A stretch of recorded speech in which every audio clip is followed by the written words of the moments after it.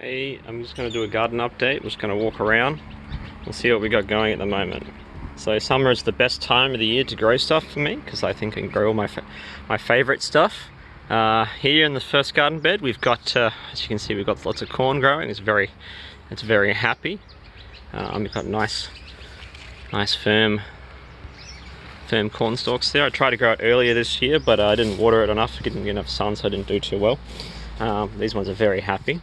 Down here we've got some capsicums, so very happy, nice red ones coming through.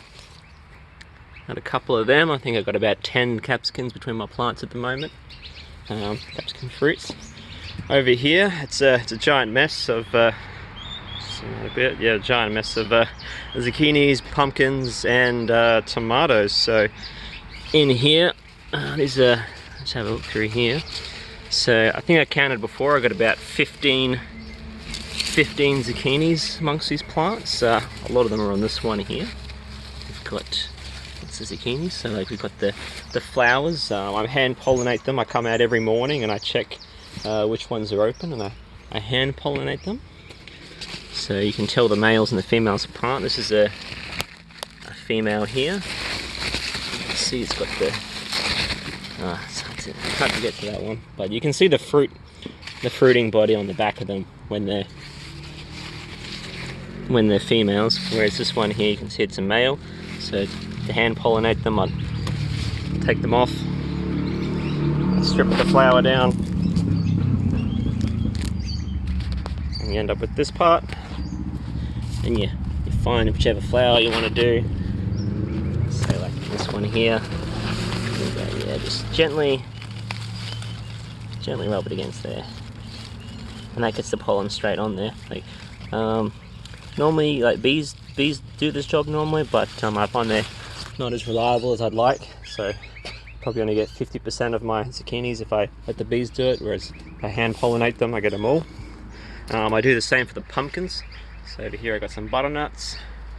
Got a couple in here. Here's like a younger one. Yeah, that one's still green, but this is the first one that came with the season, so I'm pretty happy with that one. We've got some tomatoes in between here. They look kind of sad. I don't think I'll be planting tomatoes between the zucchinis again. They did not grow as I would have expected. I think they were competing too much for light. The zucchinis grow quite fast and ended up smothering them, so they didn't get as much light as they might have deserved. However, in this garden bed, very happy tomatoes. You see down here they're going super well. They sort of collapsed under their own weight. I've tied them up where I can, but it doesn't always work out that way. Over here is my other tomato bush. It's looking a bit brown. Something going on with the leaves, but if you spray them with a copper fungicide, that helps a lot. I've already picked most of the fruit from the bottom up, so I've got some new growth here. But this has been a very productive plant. It's been quite happy here. I've got a few other ones. These are self-sown tomatoes. Pretty much all the successful tomatoes I've had have been self-sown. We've got cherry tomatoes here. This is like normal sized ones. I had two other cherry tomato bushes which made little baby cherry tomatoes, but they're finished now, so I pulled them up. Here we have a watermelon, and here you can see a little baby watermelon. Let me just try and focus that. Come on. No, it's not gonna. There we go. So yeah. So it's the same deal with the watermelons as it is with the zucchinis. You can hand pollinate them. So you've got your female flowers here. You can see the fruit, and there's another one over here. So you can see the fruit on them, and you get a little flower on top. And you find a male flower. So male flowers look like that, and you take them off, and then you just gently sort of smush them together, rubs the pollen onto them, and that pretty much guarantees that they'll grow to be a flower. Sometimes it doesn't, but most of the time you get a fruit out of that. So yeah, here's my wall of zucchinis and pumpkins. Some more sad tomatoes that have been planted in between. Back over this side, I've got this giant fern here is asparagus. So You see it down here. It grows in stalks. If you let it grow all the way out, it turns into this giant fern. But if you wait till it's about 30 centimeters tall, it looks like what you buy from the store. In here I've got some more capsicums. There's some happy capsicums there. More tomatoes. I just kind of plant a little bit of everything everywhere. It doesn't often end up with nice patches of one type of crop. So yeah, we've got a bit of everything everywhere. So you can see more. This is a zucchini, baby zucchini flower. So maybe next week that'll open up and I'll hand pollinate that. So these are all butternut pumpkins over here. Over here I've got some basil. I cut some of that earlier today. We're going to make some pesto. Over here we've got more watermelon. I kind of didn't expect the vines to go a bit as crazy as they did, because now they're going to be competing the watermelon versus the butternut pumpkin, versus over here we've got the Queensland Blues. So the Queensland Blues is like a much bigger pumpkin. So I've got one that I pollinated a couple of days ago. This one grew a funny shape. I think they got cross-pollinated with a butternut. It's a nice Queensland Blues here. You can see the size of them. They're a good size. And then back over here, more pumpkin vines.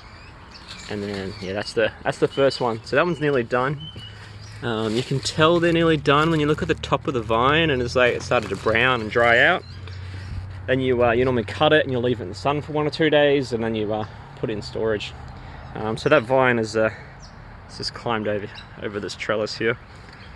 Here we have another asparagus, and by another asparagus I mean there's like another 6 asparagus ferns here. Probably too many in the one bed. They tend to go pretty wild.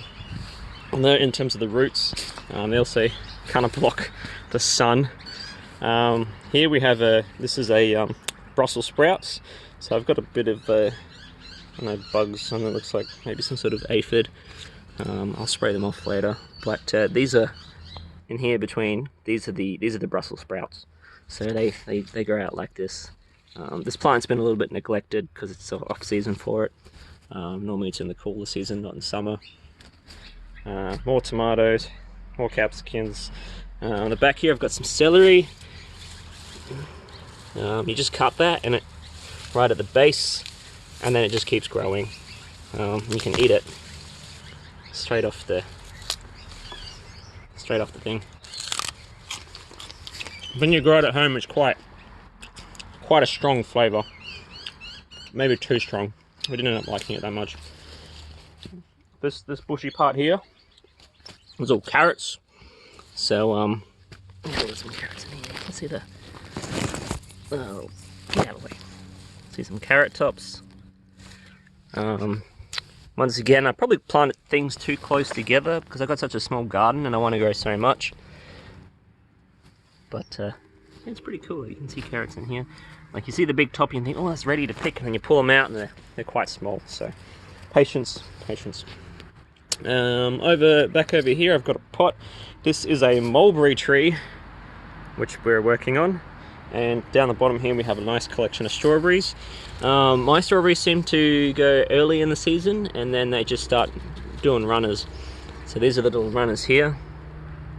They branch off from the main strawberry, and then they make new strawberry plants. So you just put that in, bury that, and then it'll grow new strawberry plant. Runners will disconnect from the main parent later on, and you can make them into new plants. They'll grow their own roots. Have a lot of flowers and stuff around the garden. I'm a big fan of geraniums. So I've got my geranium cuttings here in pots. So I've got a few different kinds of flowers. I've got lots of different mint. I've got I think this is a basil mint. I think it might be a choc mint. One of these is a choc mint, peppermint, spearmint, all the kinds of mint. In here behind the cosmos I've got some lemon thyme, so it's quite nice. And here I've got regular thyme. This is just a pot of cosmos flowers. Mother-in-law likes the cosmos, so she likes to throw those seeds around. They pop up all over the place whether I want them to or not.